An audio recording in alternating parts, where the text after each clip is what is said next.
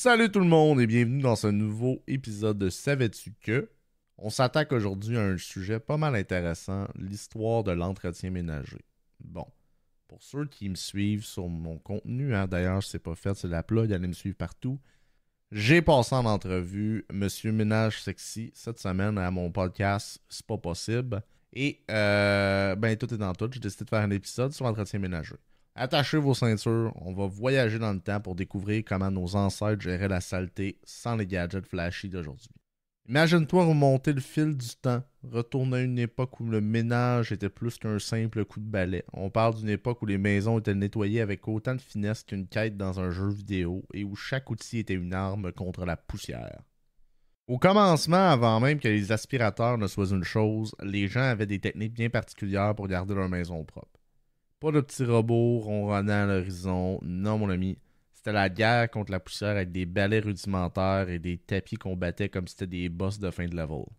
Et l'aspirateur, alors, ça existait comment avant? On dirait que presque une invention sortie tout droit d'une histoire loufoque. Avant les versions électriques, les premiers prototypes étaient des espèces de soufflets à air. Ouais, t'as bien entendu, soufflets pour nettoyer. Imagine-toi là devant ta pile de poussière en train de souffler comme un héros pour la faire disparaître. Ça aurait été un mini exercice cardio, pense pas. Mais attends, le fun ne s'arrête pas là. Il y a eu des services de nettoyage assez, comment dire, excentriques. Il y avait des équipes de nettoyage et des tenues chics, genre des chapeaux haute forme et tout le tralala.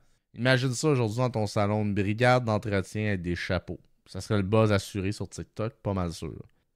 Mais évidemment, l'évolution de l'entretien ménager a changé la donne. Les machines ont débarqué et ont révolutionné notre façon de nettoyer.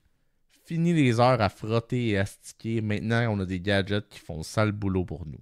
C'est un peu comme avoir son propre personnage non-joueur dans un jeu vidéo qui nettoie notre inventaire, on leur donnerait presque des quêtes pour rendre ça plus le fun. Bon, fait que là t'es prêt à plonger dans l'histoire épique de l'entretien ménager, mais reste avec moi, on va continuer ça, plein de surprises et des découvertes qui s'en viennent.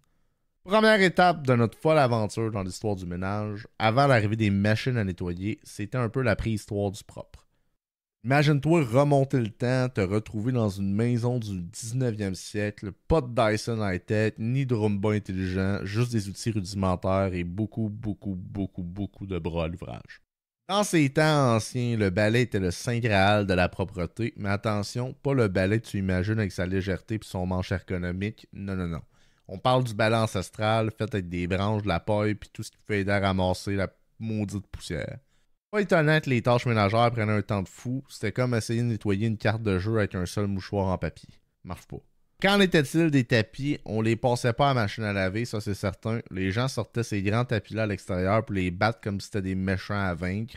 Un vrai spectacle, j'imagine que ça devait ressembler à un mini-combat entre le tapis et la personne à grands coups de battoir pour vaincre la saleté. Mais c'était pas juste le ménage, c'était une véritable science. Les gens avaient des techniques bien à eux pour garder leur maison propre. On parle de trucs de grand-mère comme frotter le plancher avec du vinaigre ou utiliser du bicarbonate de soude pour tout nettoyer, même les problèmes relationnels. Non, ça c'est une joke, c'est pas vrai les problèmes relationnels. Ben je sais pas, mais on espère que non. Mais le bicarbonate, c'était un peu la potion magique du ménage à l'époque. Les aspirateurs dans tout ça, ben, on dirait presque, comme je vous ai dit, les premiers modèles, c'était des objets de science-fiction. C'était des sortes de machines bruyantes, encombrantes, mais révolutionnaires à leur époque. Imagine-toi l'excitation des gens en voyant pour la première fois cet engin vorace-là avaler la poussière. C'était comme avoir un petit monstre domestique qui dévorait la saleté sous tes yeux ébahis. Ça te donne un avant-goût de l'épopée du ménage à travers les âges. On va plonger encore plus loin dans les folles techniques de propreté de nos ancêtres. Fait qu'accroche-toi, la suite promet d'être aussi délirante. On va parler d'évolution fulgurante de l'entretien ménager. L'arrivée des machines a révolutionné la façon dont on nettoie nos maisons. Fini les heures passées à astiquer chaque coin. Place à la modernité avec des gadgets dignes d'une quête de haut niveau.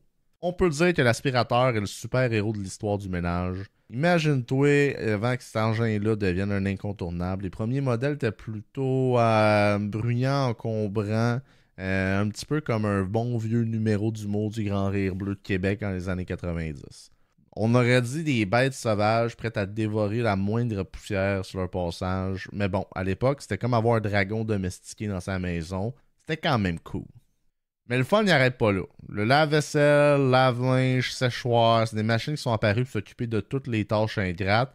Puis encore aujourd'hui, je trouve que c'est pas assez, mais ça c'est une autre histoire, peut-être pour un autre podcast. On dirait presque que nos maisons sont devenues des bases secrètes remplies de gadgets high-tech pour lutter contre les forces obscures de la saleté.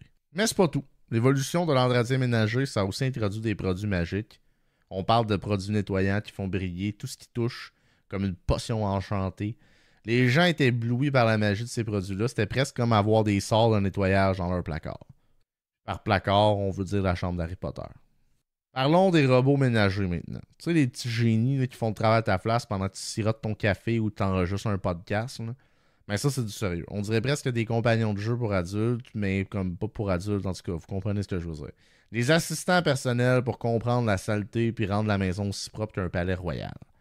L'impact de tout ça sur notre quotidien, ben on peut dire que ça nous a libérés de la tyrannie des tâches ménagères. Avant, c'était presque comme une quête infinie, mais maintenant, c'est presque un mini-jeu. Collecte de poussière, niveau de propreté ultime à atteindre, boum, mission accomplie. Bon, ça te donne un avant-goût de l'incroyable évolution. La technologie a transformé nos maisons en véritables arènes du ménage avec des gadgets et des machines dignes d'une aventure vidéoludique.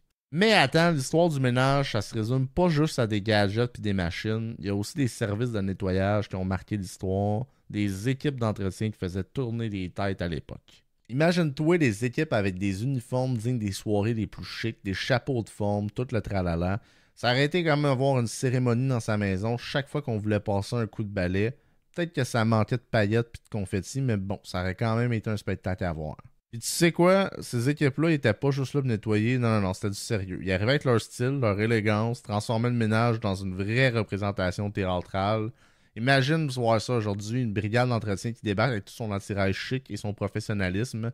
C'est sûr que ça buzzerait ses réseaux. D'ailleurs, callback sur Ménage Sexy, confirme que ça buzz de faire le ménage autrement que le ménage standard. Hein?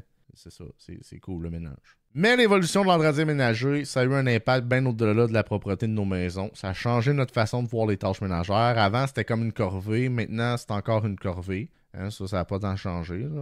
On cherche des gadgets futuristes pour rendre ça encore plus le fun. Des aspirateurs qui dansent pendant qu'ils nettoient.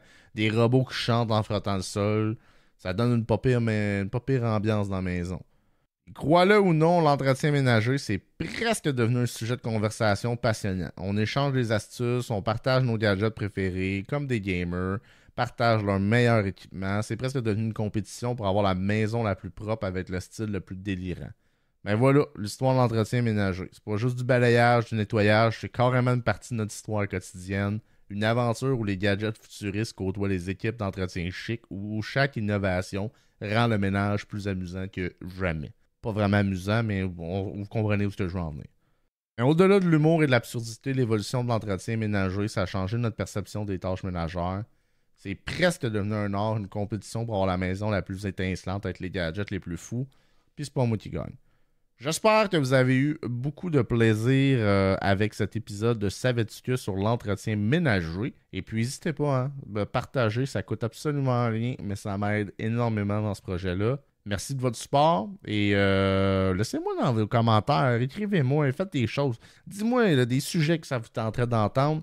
Et je vous souhaite sur ça une belle journée, bon matin, bonne soirée, bon week-end, bon ce que tu veux, bon ménage peut-être aussi. À la prochaine pour un autre épisode de Savais-tu que?